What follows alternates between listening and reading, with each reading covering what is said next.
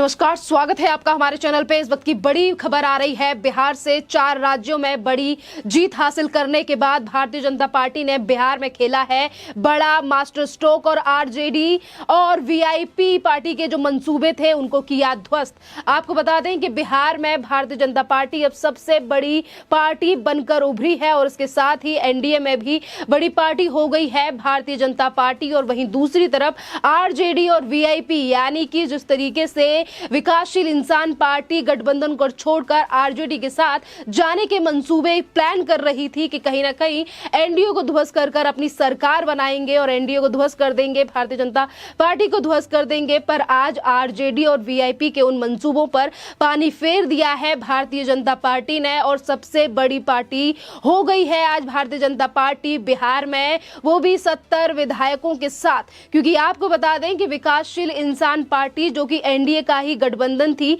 पर अब उसके बाद जो विधायक है यानी कि 3 जो विधायक हैं वीआईपी पार्टी के, उन्होंने दामन थाम लिया है भारतीय जनता पार्टी का और पूरी तरीके से ध्वस्त कर दिया है वीआईपी पार्टी को। और पत्ता साफ हो चुका है वीआईपी पार्टी का। और मुकेश साहनी जो अभी तक भारतीय जनता पार्टी के खिलाफ मंसूबे रच रहे थे, चाहे फिर वो उत्तर प्रदेश के चुनाव हो या फिर अप्रैल में आने वाले एमएलसी के चुनाव, आपको बता दें कि जहां एक तरफ बिहार में एक बड़ी पार्टी बनकर उभरी है भारतीय जनता पार्टी और वहीं दूसरी तरफ गठबंधन में भी बड़ी पार्टी हो गई है, तो कहीं ना कहीं ये चीजें भी देखने के लिए सामने आ रही हैं। और ये भी हो सकता है कि आने वाले समय में बिहार में बीजेपी का अपना मुख्यमंत्री हो, क्योंकि अब जेडीयू से ज्यादा सीटें हैं भारतीय जनता पार्टी की, वो तो पहले से भी ज्यादा थी, पर अब जो है वो बिहार और एनडीए यानी कि दोनों में ही बड़ी पार्टी है बीजेपी। अब जल्द ही बीजेपी अपना खुद का मुख्यमंत्री बना सकती है बिहार में, यानी कि ये बड़ी खबर है, बड़ा मास्टर स्ट्रोक है बीजेपी की तरफ से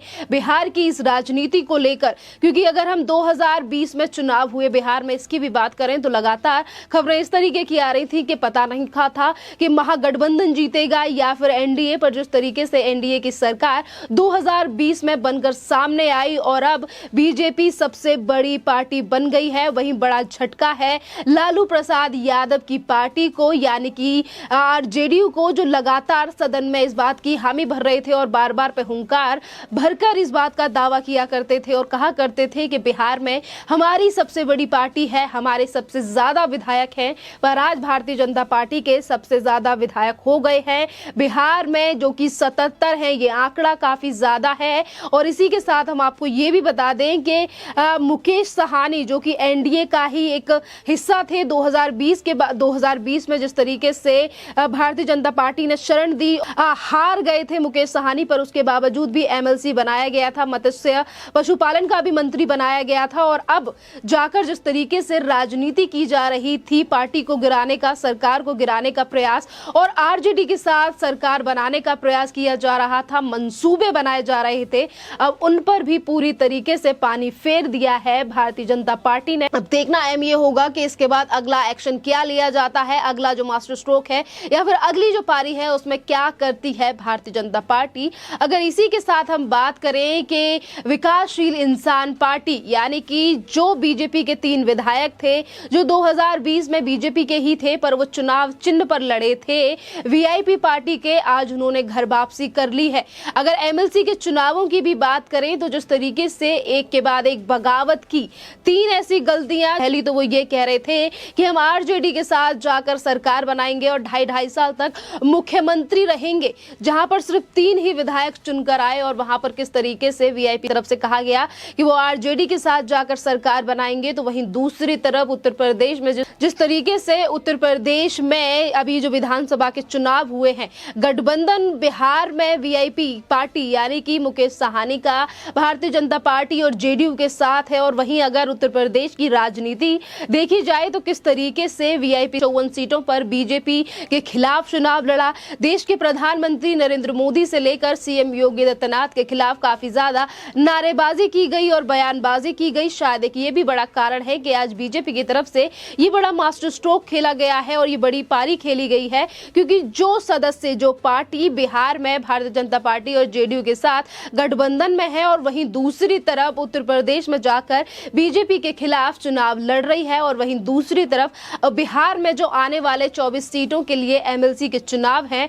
उसको लेकर भी 7 उम्मीदवार खड़े किए। वीआईपी पार्टी यानी कि मुकेश साहनी ने 2020 में भी अगर वो मुकेश साहनी चुनाव जीते थे तो वो इसीलिए जीते थे क्योंकि गठबंधन बीजेपी के साथ था और जो चेहरे वीआईपी पार्टी की तरफ से लड़े थे वो भी उनका जो बैकग्राउंड था वो बीजेपी का था। 2020 में भारतीय जनता पार्टी और जेडीयू के साथ एनडीए में आने के बाद जिस तरीके से मुकेश साहनी ने ये बड़े सपने पिरो लिए कि वो भी एक दिन बिहार के मुख्यमंत्री बनेंगे, आज उन सब मंसूबों पर पानी फिर चुका है और अब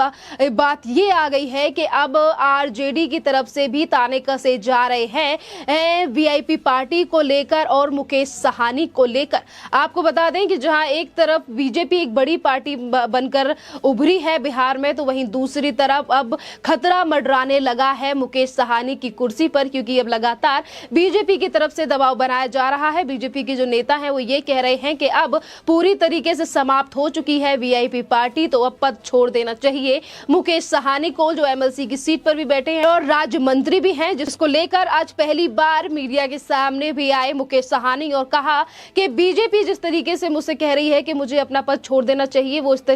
मैं अपना पद को नहीं छोड़ूंगा। इस पूरे मामले पर फैसला करें बिहार के मुख्यमंत्री यानी कि नीतीश कुमार। अब नीतीश कुमार का क्या फैसला होता है, क्योंकि तीनों विधायक जो वीआईपी पार्टी के थे, मुकेश साहनी के थे, वो पार्टी छोड़कर आ चुके हैं, भारतीय जनता पार्टी में शामिल हो चुके हैं और इसी को लेकर शायद अब खींच खाए हुए दिख रहे हैं मुकेश साहनी। और उनका ये भी कहना है कि मैं बधाई देता हूं उन तीनों विधायकों का जो कल शाम तक मेरे साथ थे और आज भारतीय जनता पार्टी के साथ हैं, और मैं भारतीय जनता पार्टी को भी बधाई देता हूं। आपको बता दें कि जहां एक तरफ मुकेश साहनी ने बधाई दी है भारतीय जनता पार्टी को, तो वहीं दूसरी तरफ तंज भी कसा है और ये कहा है कि हमसे पहले नीतीश कुमार की पार्टी के भी 8 विधायक को ले लिया था, उनके भी विधायकों को तोड़ लिया था। जिस तरीके से आज जो खींच दिखाई दे रही है मुकेश साहनी की, वो दर्शाता है कि जो मंसूबे थे उनके ऊपर कितनी बुरी तरीके से पानी फिर चुका है, क्योंकि जहां एक तरफ कहा जा रहा था कि 2.5 साल तक मुख्यमंत्री रहेंगे, अब तो पद बचाना भी मुश्किल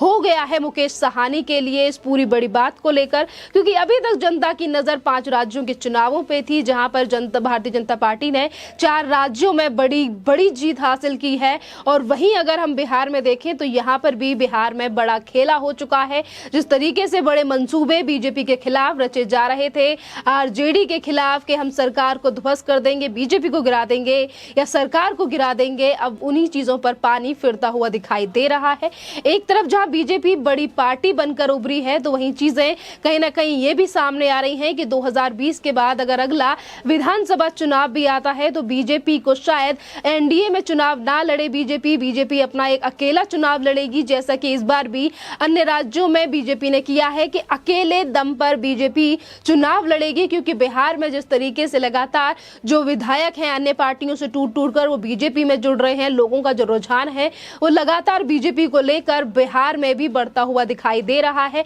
ग्राफ जो है वो बीजेपी का बढ़ता हुआ नजर आ रहा है बिहार में, और यही बड़ा कारण है कि आज ये चीजें निकलकर सामने आ रही हैं कि जो एनडीए में आज तक नीतीश कुमार बिहार के मुख्यमंत्री थे, इसके बाद बीजेपी भी इस बात को कह सकती है कि अब बीजेपी को अपना मुख्यमंत्री बिहार में चाहिए, क्योंकि अब सबसे बड़ी पार्टी हो चुकी है बिहार में भारतीय जनता पार्टी। और रही बात बोरचा सीट पर जिस पर उपचुनाव होने वाले हैं, इसको लेकर भी बीजेपी ने अपनी कैंडिडेट को उतार दिया है, पर्चा दाखिल हो चुका है। अब देखना अहम ये होगा कि अप्रैल में होने वाले इस उपचुनाव में किस तरीके से रिजल्ट आते हैं। अगर इसमें भी बीजेपी की जीत होती है और बीजेपी इस सीट को भी जीत लेती है तो बीजेपी के पास एक और सीट हो जाएगी, यानी कि 77 में एक और प्लस हो जाएगा, या एक और बड़ी बात बोल सकते हैं बीजेपी के लिए। क्योंकि अब जिस तरीके से आरजेडी अभी तक हुंकार सदन में भरा करती थी कि उनकी पार्टी बड़ी है, तो ये बड़ा झटका आरजेडी के लिए भी है और कहीं ना कहीं जेडीयू के लिए भी है। क्योंकि बेशक बिहार में गठबंधन है, पर कहीं ना कहीं जेडीयू भी एक बड़ी पार्टी बनने की फिराक में थी और उनको भी ये बात सता रही है शायद कि आखिरकार जो ये वीआईपी पार्टी है, मुकेश साहनी की पार्टी है, इनके जो विधायक हैं वो बीजेपी में ही क्यों गए, उन्होंने जेडीयू की सदस्यता को क्यों नहीं लिया। और इसके पीछे मेन कारण यही है कि जो भी 3 विधायक आज भारतीय जनता पार्टी में आए हैं, ये 2020 में जब वीआईपी पार्टी से चुनाव लड़े थे, इनका बैकग्राउंड जो है वो बीजेपी का ही बैकग्राउंड था। और यही बड़ा कारण है कि आज फिर से इन्होंने भारतीय जनता पार्टी का दामन थामा है। इस टॉपिक पर आपका क्या कहना है, आप हमें कमेंट करके जरूर बताइए। धन्यवाद।